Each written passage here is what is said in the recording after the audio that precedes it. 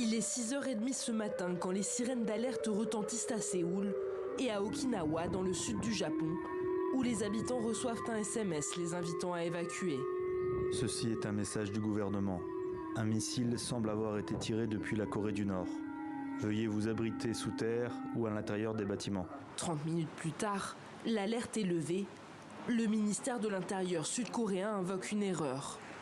Selon les autorités, le projectile a rapidement disparu des radars. La Corée du Nord a lancé un projectile qui pourrait possiblement être un missile balistique en direction du sud depuis sa côte ouest, près de Dongcheonri. Mais nous estimons que le projectile a disparu vers 6h35 au-dessus de la mer Jaune. Dans les heures qui suivent, les autorités publient des images des débris du véhicule spatial, repêché à près de 200 km de l'île d'Eocheong, à l'ouest de la péninsule.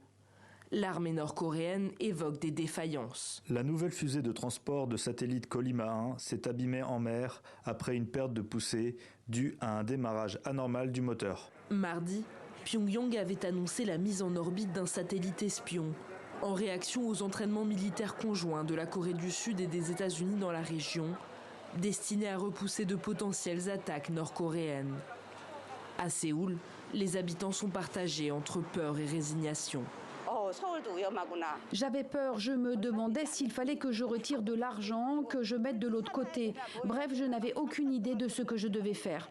Ce n'était pas vraiment une nouvelle puisque les essais de missiles et de satellites sont devenus une part de notre quotidien.